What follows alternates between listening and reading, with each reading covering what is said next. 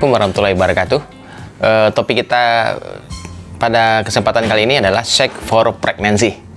Bagaimana melakukan hubungan seksual pada suami istri yang baru menikah, terutama ya, yang bertujuan untuk memperoleh kehamilan. Syarat hamil tersebut adalah yang pertama ada sperma, yang kedua ada sel telur, dan yang ketiga adalah spermanya ketemu dengan sel telurnya di saluran tuba. Kemudian spermanya mampu menembus sel telur, terjadi pembuahan, terjadi zigot, terbentuk embrio, dan embrio yang terbentuk tersebut bisa berjalan di sepanjang saluran tuba lebih kurang 5 hari, itu 3-5 hari perjalanannya menuju ke dalam rongga rahim, dan kemudian dia menempel di dinding rahim, dan kemudian tumbuhlah menjadi janin dan terjadilah kehamilan.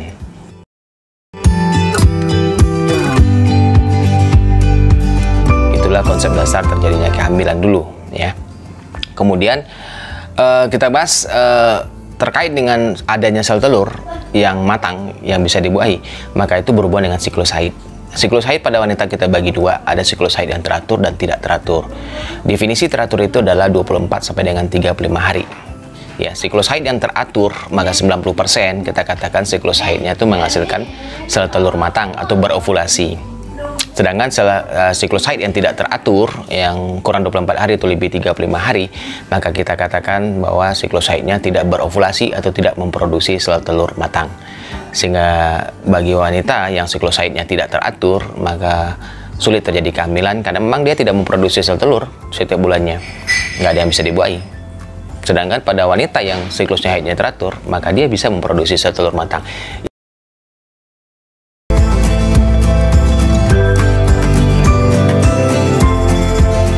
Yang jadi masalah sekarang adalah kapan persisnya terjadinya ovulasi. Ada konsep dasar yang harus dipahami dulu ya, bahwa sel telur yang sudah diovulasikan oleh indung telur atau ovarium itu hanya bisa dibuahi dalam waktu 24 jam. Jadi indung telur itu ketika terjadi ovulasi dalam waktu 2-4 menit ditangkap langsung oleh ampula tuba falopii, ditangkap langsung oleh saluran telurnya.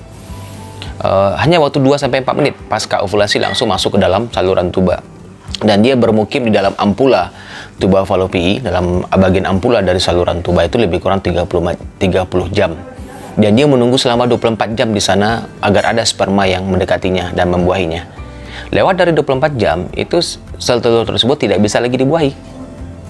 Lewat dari 24 jam saja. Jadi hanya 24 jam saja sel telur itu membuka pintunya, membuka dirinya. Ayo sperma yang mau masuk silakan. Silakan buahi diri saya. Tapi kalau lebih dari 24 jam, itu hilang sudah kesempatan hamil pada periode siklus haid tersebut. Hilang sudah. Jadi pendek sekali waktunya, sempit sekali waktunya, hanya 24 jam. Untungnya, sperma itu bisa bertahan dalam saluran reproduksi wanita, dalam vagina, lebih kurang 24 sampai dengan 72 jam.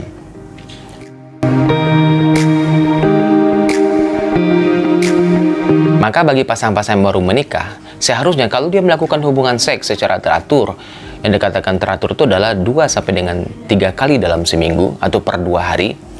Artinya kapanpun wanita tersebut ovulasi, tentu dia akan terpapar dengan sperma terus. Karena hubungan seksualnya lebih kurang 2 sampai 3 kali seminggu. Sehingga kalau ada pasangan yang sudah melakukan hubungan seks secara teratur 2 sampai 3 kali seminggu, maka dalam waktu 1 tahun harusnya lebih 90% pasangan tersebut memperoleh kehamilan. Jika tidak memperoleh kehamilan juga setelah melakukan hal tersebut, maka itulah yang dikatakan infertilitas. Maka itu butuh pertolongan dari dokter.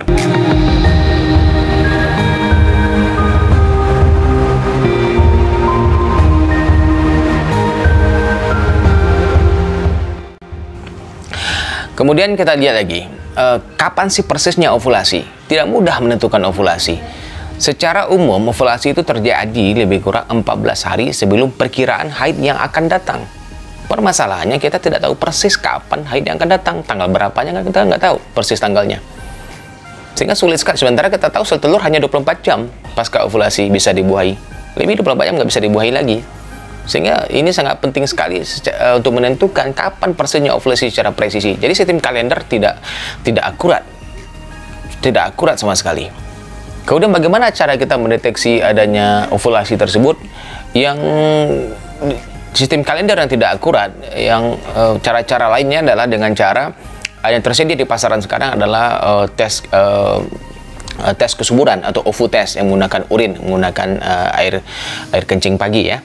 Itu kita gunakan kit tersebut ya, seperti apa juga tes pack kehamilan yang kita lakukan. Tesnya tersebut menggunakan urin atau air kencing juga, air seni, itu pagi dan sore 2 kali sehari ya, 2 kali sehari. Dan kalau kita temukan dua garis, itu artinya terjadi lonjakan hormon LH, bukan ovulasi. Dia mendeteksi adanya lonjakan hormon LH. Kita tahu lonjakan hormon LH adalah peristiwa yang mendahului terjadinya ovulasi.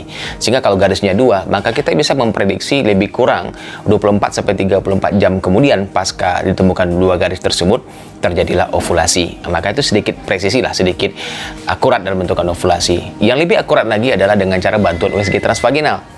Ya, kita lakukan USG mungkin hari ke-12 dari hitungan haidnya.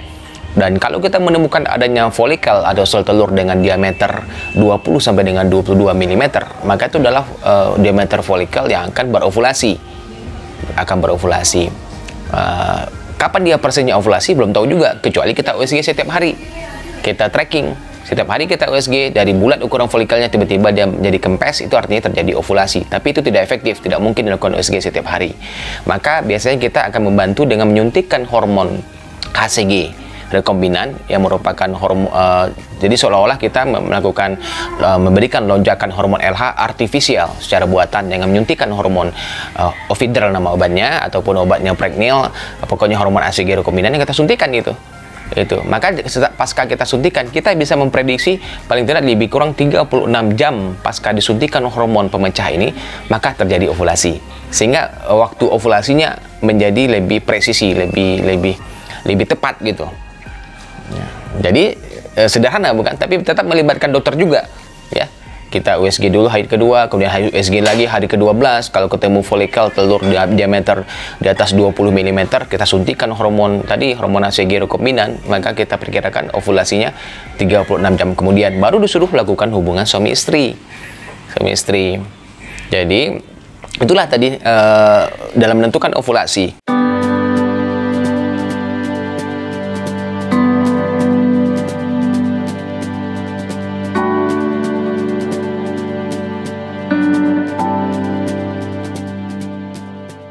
Kemudian bagaimana dengan cara melakukan hubungan suami istri? Yang pertama mesti diingat adalah bahwa vagina itu bersifat asam karena ada kuman lactobacillus yang memproduksi asam di sana. Sehingga melakukan foreplay pada saat melakukan hubungan suami istri itu sangat penting, artinya agar kelenjar-kelenjar di vagina mensekresikan cairannya sehingga dapat mengurangi atau menetralisir keasaman vagina. Foreplay penting. Yang kedua adalah yang wanitanya mesti orgasme juga. Karena orgasme penting artinya adalah di samping dia mensekresikan cairan kelenjar vagina yang akan mengurangi asaman vagina, kontraksi pada vagina aja membantu mendorong sperma lebih dekat ke arah mulut rahim sehingga lebih mudah masuk ke dalam rongga rahim.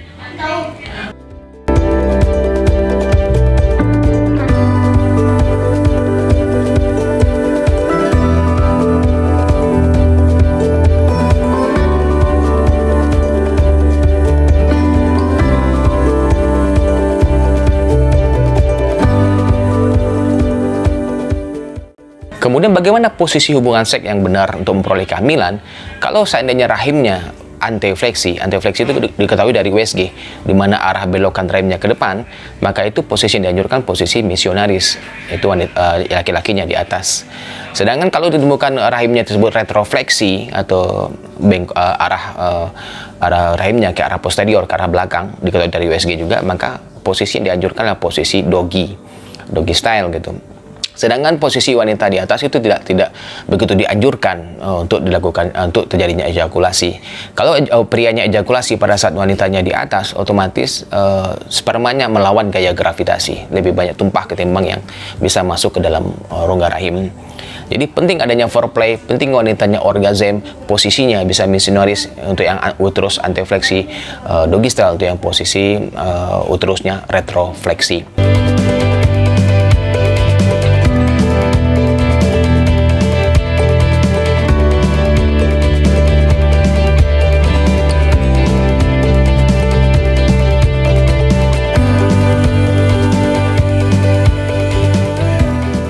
Dan berapa frekuensinya?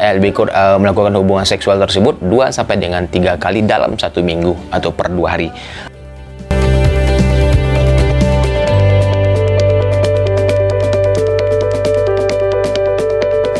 pasangan-pasangan suami istri yang istrinya haidnya tidak teratur gitu. Kalau haidnya tidak teratur berarti siklus haidnya tidak berovulasi. Kalau tidak ada ovulasi ya gimana bisa terjadi kehamilan? Tidak ada sel telur yang bisa dibuahi.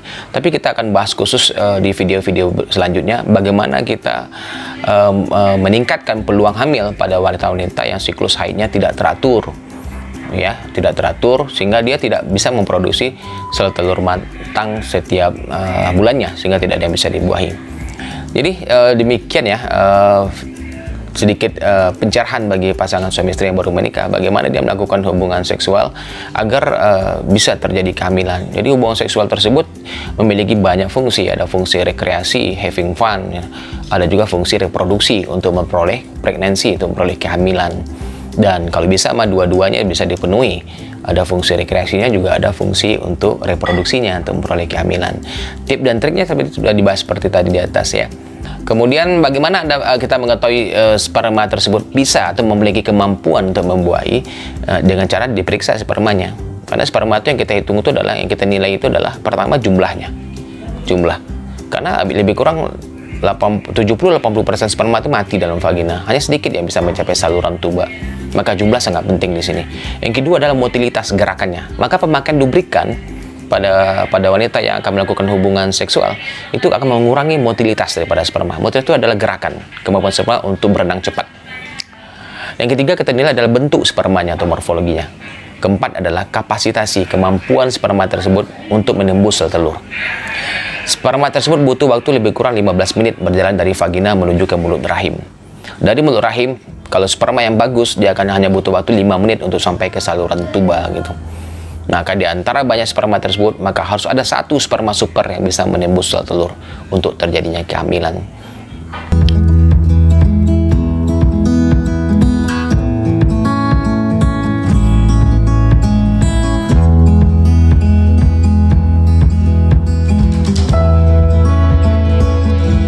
Oleh karena itu, tetap bagi yang pria jangan merokok, jangan minum kopi juga. Merokok jelas menurunkan kualitas sperma, kopi yang berlebihan, kemudian kegemukan atau obesitas, overweight, kemudian stres jelas mempengaruhi kualitas sperma, kemudian olahraga yang sifatnya memberikan tekanan trauma mekanik pada testis atau skrotum atau buah zakar seperti bersepeda yang terlalu lama atau berendam dalam bak air panas yang terlalu lama. Itu akan memberikan trauma pada testis atau buah zakar sehingga mempengaruhi produksi sperma. Saya kira demikian video singkat tentang bagaimana melakukan seks for pregnancy. Kita ketemu lagi pada video-video berikutnya. Semoga bermanfaat. Assalamualaikum warahmatullahi wabarakatuh.